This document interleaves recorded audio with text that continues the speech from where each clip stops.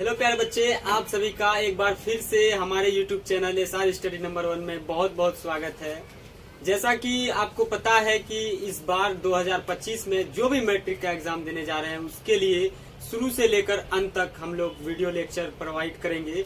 तो आज का वीडियो है हमारा फर्स्ट वीडियो, जो कि मैथमेटिक्स का होगा, फर्स्ट चैप्टर से, जिसका नाम है रियल नंबर यानी कि वास्तविक संख्याएं।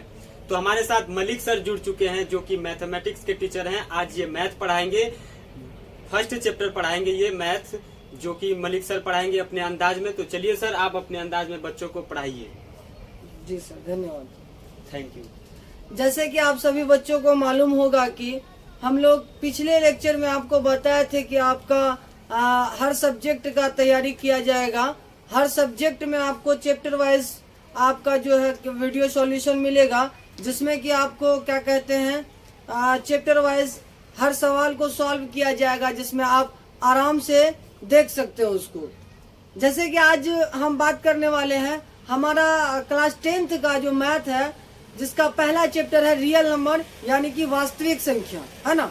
रियल नंबर वास्तविक संख्या जिसका नाम है, तो उस पे हम लोग डिस्कस करेंगे। तो पहले समझते हैं कि संख्याएं होती क्या है। तो सबसे मेन बात है कि संख्याएं इस दुनिया में दो प्रकार की होती है, जो कि पहला जिसको बोलते हैं हम लोग रियल नंबर वास्तविक संख्या, और दूसरा बोलते हैं काल्पनिक संख्या यानी इमेजिनरी नंबर। तो क्लास 10th तक लेवल में जो है काल्पनिक संख्या की कहीं कोई जिक्र है नहीं, तो इसलिए हम लोग काल्पनिक संख्या के बारे में नहीं पढ़ेंगे। तो आज हम लोग पढ़ेंगे किसके बारे में? वास्तविक संख्या के बारे में, यानी रियल नंबर के बारे में। तो आइए हम लोग जानते हैं कि रियल नंबर के अंदर आता क्या क्या है। सबसे पहले अगर बात करें रियल नंबर के अंदर, आपको परिमेय संख्या और अपरिमेय संख्या, ये दो चीज होती है। और परिमेय और अपरिमेय के अंदर और भी बहुत सारी चीजें आती है, जिसको कि हम लोग आराम से देखेंगे। तो चलिए, सबसे पहले अगर बात किया जाए वास्तविक संख्या, तो इसको दो कैटेगरी में बांटा जाता है। कितने कैटेगरी में? दो कैटेगरी में बांटा जाता है।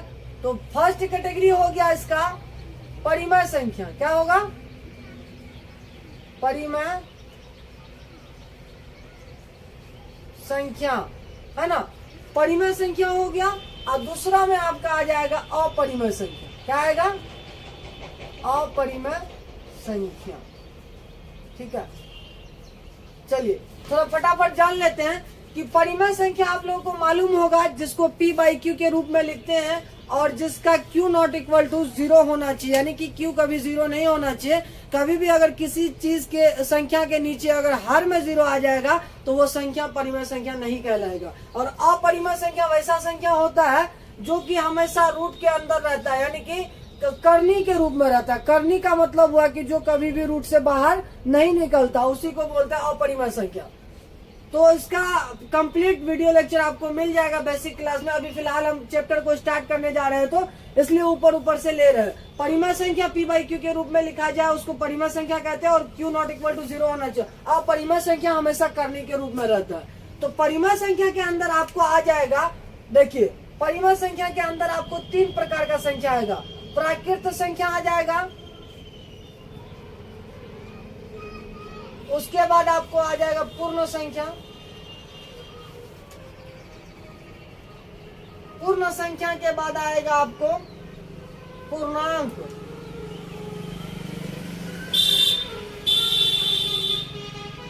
पूर्णांक संख्या, ठीक है। तो चलिए, पूर्णांक संख्या, और ये 3 तरह का नंबर आ जाएगा, और इसमें आपको 2 तरह का नंबर मिलेगा। जैसे कि एक आएगा बटे वाला, यानी जिसको बोलते हैं भिन्नात्मक संख्या। क्या बोलते हैं?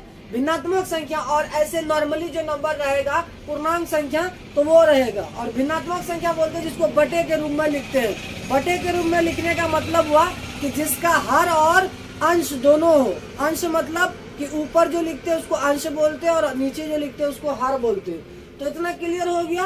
अब अपरिमेय संख्या में सिर्फ जो है, जैसे अगर परिमेय संख्या का बात करेंगे तो 2/3, 4/5, केवल 5। अब बोलेगा सर 5 तो परिमेय संख्या, 5 भी परिमेय संख्या कैसे? हम क्या बोले थे? 5 यानी P/Q के रूप में लिख सकते हैं। तो लिख सकते हैं, ये ना कि लिखा हुआ होना चाहिए। तो इस ये 5 है, इसको हम लिख सकते हैं कैसे, बटे 1 दे करके, 5/1, नीचे 0 नहीं है, इसका मतलब परिमेय संख्या होगा।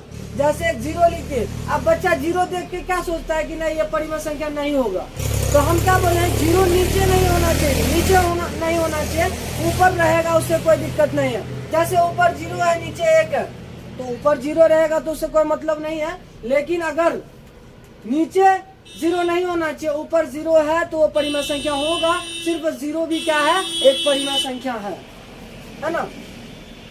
तो उसके बाद देखिएगा और भी बहुत सारा, जैसे मान लिया 2 लिख दिए, 3 लिख दिए, सारा परिमेय संख्या हुआ।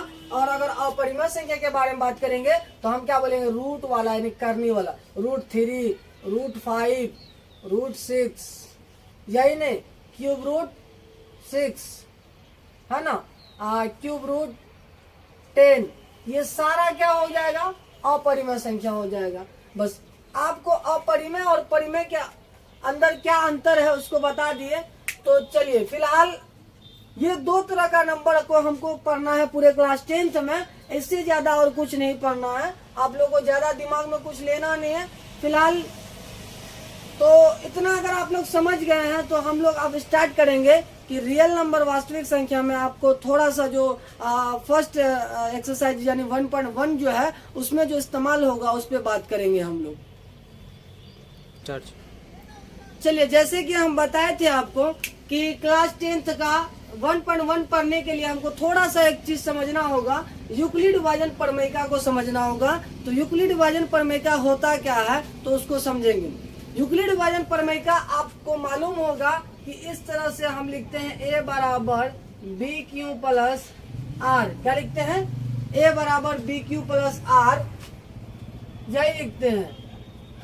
तो a बराबर BQ प्लस R ये यूक्लिड विभाजन प्रमेयिका हो गया। तो इसको समझेंगे इसमें कौन क्या क्या है। तो सबसे पहले अगर बात किया जाए तो यहाँ पे a जो है, जैसे आप लोग सिंपल भाग पढ़े होंगे, सिंपल भाग में किस तरह है देखिए, ये भाज्य होता है, ये भाज्य होता है, ये भाजक होता है और ये भागफल होता है। और इसको जो नीचे जो रहता है उसको क्या बोलते हैं, शेषफल, है ना। तो ये 4 चीज, बस वही चारों चीज यहाँ पे है।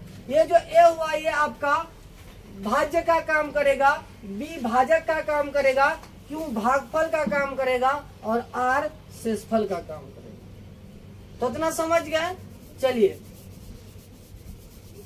अब यूक्लिड विभाजन प्रमेयिका में क्या क्या होता है कि इसको समझना है कि यूक्लिड विभाजन प्रमेयिका होता क्या है। असल में इससे हम लोग किसी भी संख्या का HCF यानी मौसौ निकालते हैं यूक्लिड विभाजन प्रमेयिका से। तो यूक्लिड विभाजन प्रमेयिका से हम मौसौ निकालते हैं। मौसौ निकालने की ये एक विधि है जिसको क्या कहते हैं, गणितज्ञ यूक्लिड द्वारा जो है इसको लाया गया हम लोगों के सामने। तो इसको थोड़ा सा समझेंगे। तो हम बता दिए कि a बराबर BQ प्लस R। तो जैसे कि मान लिया अगर कोई क्वेश्चन लिए, अगर एक क्वेश्चन लेते हैं हम 35 और 110, ये 2 चीज का हमको क्या निकालना है, मौसौ निकालना है। मौसौ निकालेंगे तो कैसे निकालेंगे, देखिए जो बड़ा रहेगा उसको क्या बोलेंगे, हम a बोलेंगे। तो फटाक से हम बोलेंगे, माना कि a बराबर 110 तथा जो छोटा वाला नंबर है उसको b मान लीजिए, b बराबर 35। अब इस फॉर्मूला पे यानी a बराबर BQ हम लोग यहाँ कह देंगे यूक्लिड विभाजन प्रमेयिका से, यूक्लिड विभाजन प्रमेयिका से जैसे ही हम बोलेंगे तो यहाँ पे हम क्या लिखेंगे कि a बराबर BQ प्लस R। तो a का मान कितना है 110, बैठाइए। b का मान कितना है 35। a b का मान दिया हुआ रहेगा। अब आपको q और r का मान सोचना है। तो वो सोचिएगा कैसे, जैसे देखिए q का मान इतना सोचना है जिससे कि या तो 110 आएगा या 110 से कम आएगा। तो 35 दूना 70 और 35 तिया करते हैं तो कितना हो जाएगा 105। तो 3 बार में सोचते हैं तो 105 होता है, अगर 4 बार सोचेंगे तो ज्यादा हो जाएगा, तो इसलिए 3 बार सोचते हैं हम लोग। तो 3 क्यों के जगह पे 3 हो जाएगा, 35 तिया 105। तो अब बचेगा कितना, यानी शेषफल अगर 5 लेंगे तो दोनों को जोड़ेंगे तो 110 हो जाएगा। 35 तिया 105 जोड़ 5 तो 110, यानी कि 110 बराबर 110 इधर आ गया। क्यू का मान 3 आया और आर का मान 5 आया। अब देखिए आर जब तक शेषफल नहीं रहेगा, जब तक आर यानी शेषफल जो है 0 नहीं होगा, तब तक हम ये प्रोसेस करते रहेंगे।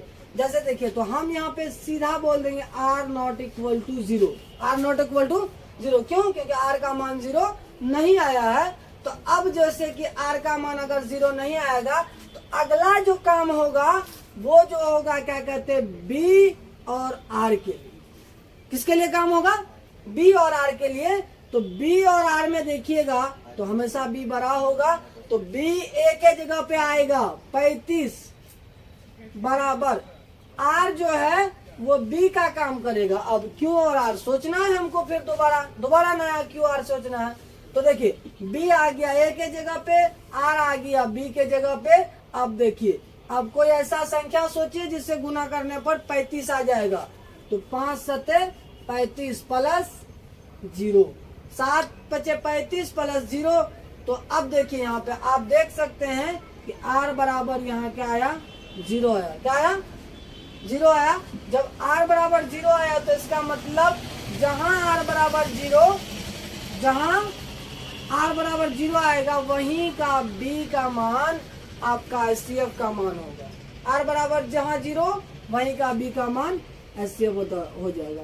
तो एचसीएफ बराबर आपको 5 हो जाएगा आंसर। हमेशा याद रखिएगा जिस जगह आर का मान 0 उस लाइन का बी का मान आप किताब से ले रहे हैं कि क्वेश्चन नंबर 1 कह रहा है कि निम्नलिखित संख्याओं का मौसा यूक्लिड भाजन प्रमेयिका द्वारा ज्ञात कीजिए। तो 2 सवाल लिए हैं, इन 2 सवाल को हम लोग अच्छा से समझेंगे और बनाएंगे, और आप लोग भी बनाने का कोशिश कीजिएगा। तो चलिए समझते हैं बारी बारी से।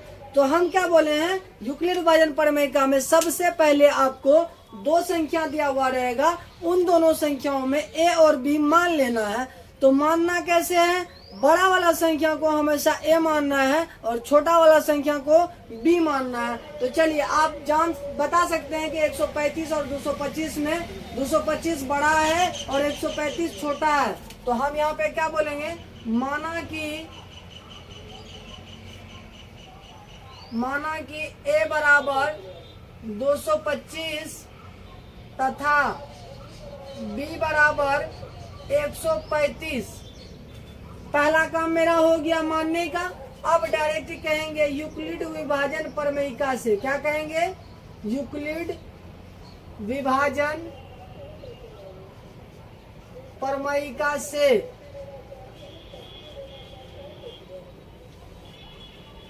चलिए यूक्लिड विभाजन प्रमेयिका से कहेंगे तो क्या लिखेंगे, यूक्लिड विभाजन प्रमेयिका है ए बराबर बी क्यू प्लस आर।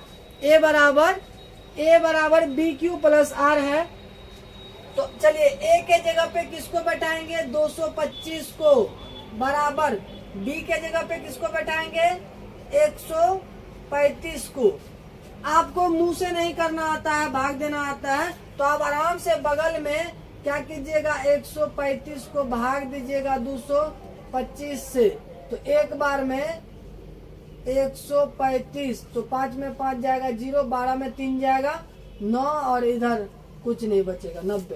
तो एक बार गुना करने पर, एक बार गुना किए, प्लस क्या करेंगे, आर का मान कितना आया, 90 आया। आर का मान 90 आया। तो फिर यहाँ हम बोलेंगे r naught equal to 0, r naught equal to 0। अब जो अगला काम होगा बी और आर के लिए होगा। किसके लिए होगा, बी और आर के लिए होगा।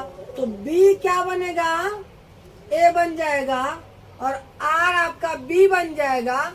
तो आप भाग दीजिए 90 को 135 से भाग दीजिए, एक बार में होगा 90।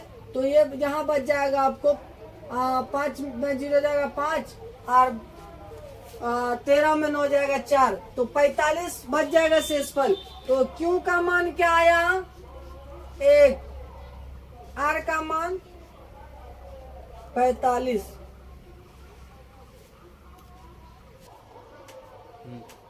तो यहाँ पे Q बराबर 1 आया और R बराबर 45 आया।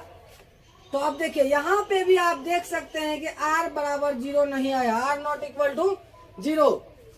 तो अब यहाँ पे हम क्या कहेंगे, फिर जो है ये B और R के लिए फिर काम करेंगे। तो चलिए B यानी कि 90 बन जाएगा A, R बन जाएगा B।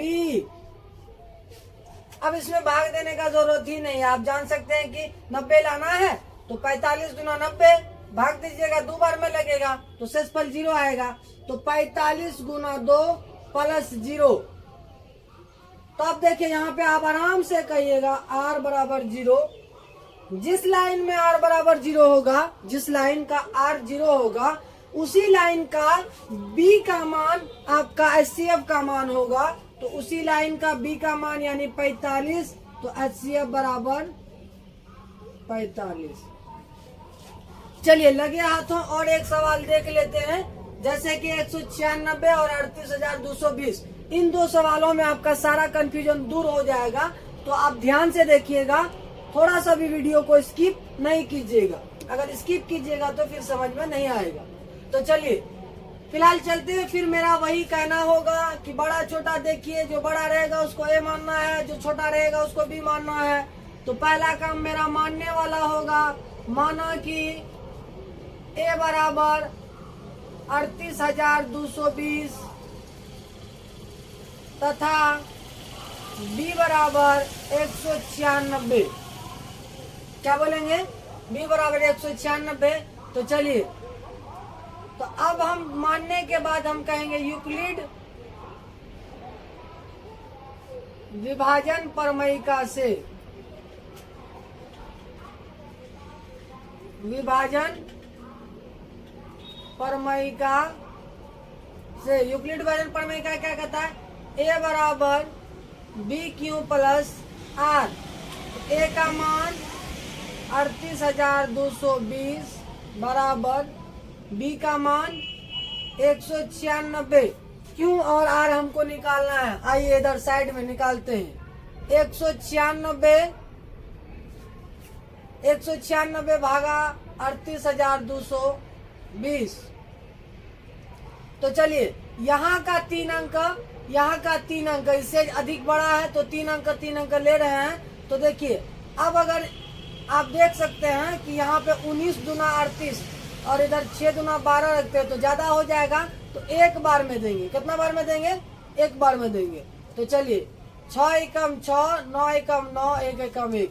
तो 12 में 6 जाएगा 6, इधर 18 में 9 जाएगा 9, 17 और सॉरी 17 में 9 जाएगा, 17 में 9 जाएगा तो 8, इधर 1।